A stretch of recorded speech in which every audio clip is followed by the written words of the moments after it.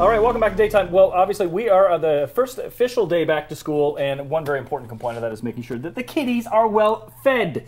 And in today's day and age, it's far too easy to reach for some of those less healthy options that come in vending machines or deeply fried, deeply battered, all those sort of things. So why not cook or prepare something that's very, very healthy? And we bring in one of our favorite cooking personalities of all time, Carla Johnson, of Cooking with Sin fame. Now, Cooking with Sin generally tends to feature things that of the alcoholic persuasion. We're not talking that this time because that would be irresponsible parenting, sending your child under the influence to school. Yes. So we're going to talk about lunches, something really basic but very nutritious. And I'm going to let you walk us through these things. But I know a lot of people, unfortunately, because of time constraints, generally think that lunches need to be elaborate. So they just literally walk to the fridge and they start shoveling things into the bag and hope that the child can assemble something on their own. But these look like very simple, nutritious options. Exactly. The goal today was to find something simple and nutritious. And school. And I'm here I wear 3 hats, actually. I am a cookbook author. That's one of them. I'm a mom. That's another hat. And the third one is right on top is I'm actually a teacher. I've been a teacher with the board for many years. What else do you do? I'll think of something. Yes. Makes me feel like a lightweight, and out of this, you've come up with these things. Well, as a mom and as a teacher, I've watched kids eat. I've watched my own child eat over time, and I've learned a lot of things. I am certainly not perfect at this, but when I was asked to come on today, I got thinking there's a number of things that we can do to make lunches simpler and healthy at the same time, and this is a crucial thing. So I thought, let's bring to us a mindset for, first of all, today, that our food needs to be as close to the farmer's market as we can get it to be. Start there. The less there is in between, less processing there is in between. But the thing is, we tend to jump to the granola bars and those quick and easy things, but granola bars are no better than a chocolate bar. It's like eating chocolate-covered raisins saying, I'm getting my fruit today.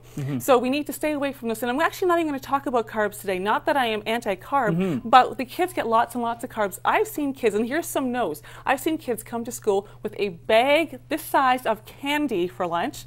And I joke not, in fact, I have 2, one for the morning and one for the afternoon.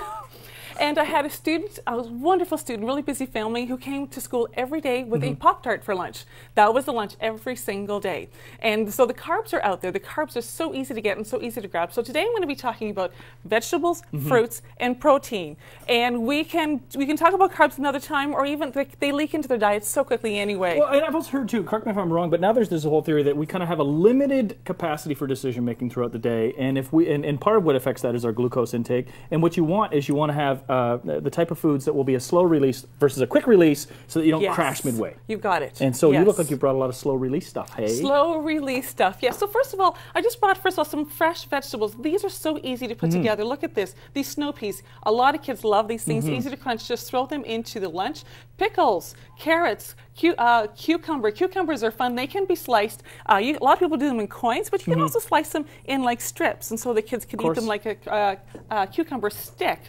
And we got and tomatoes, a variety of beautiful, colorful tomatoes. Some kids like tomatoes, some kids don't. And then we have your fruit here. We've got, how many times do we think that something has to come with something special? Now I'm going to talk about litterless lunches in containers, but a lot of time we like to think, well, I'm going to send my kid to school with carrot sticks. I'm going to also send them with some ranch dip for that, which is fine and good. But it's simpler to get away from that and just learn to eat these things just the way they are. And learn to eat. You know how many times as a teacher I don't see kids eating a plain apple. I don't see it very often. And I've heard, too, that now there's certain circles suggesting that you should be having at least 50%, 51% raw food in your diet daily. And this is obviously making up a large, because there are active nutrients that the second you cook them, goodbye.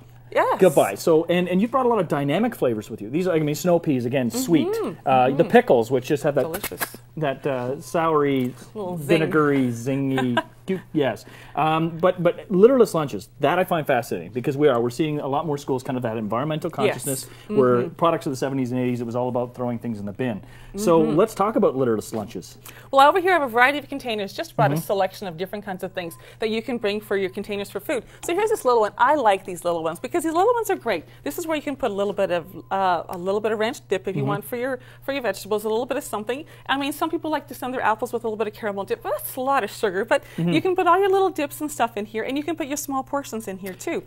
And when we're talking about proteins over here, one of our protein options is a hummus. I love hummus. Oh, yes. And so you can buy these great little convenient packages, or if you have hummus at home in a large bin, you just scoop some of that in here. Great for dipping your veggies into the hummus. And again, the big perfect. thing is that again, we see far like, I mean, we're a supersized nation where we like everything big, big, big. Yes. So as a parent, being able to control the portion size and ensuring that the child isn't getting 3 days worth of calories in one lunch, and also again, it plays up the whole variety factor. Yes. Everything that you've put here suggests that the child isn't, I mean, it used to be that you'd be sent to school with a sandwich and maybe a piece of fruit, but with this, they're having kind of small portions of things that'll keep things interesting. Yes. The child's not going to get bored. Yes, and there's always something, because our board, we have the 2 breaks throughout the day, the 2 nutrition breaks, and so a little bit something in the morning, a little bit something for the afternoon. Some kids will eat their veggies and their protein in the morning, their fruit for the afternoon, or this little something to mix it up. And finger food, the other thing is I brought a lot of finger food.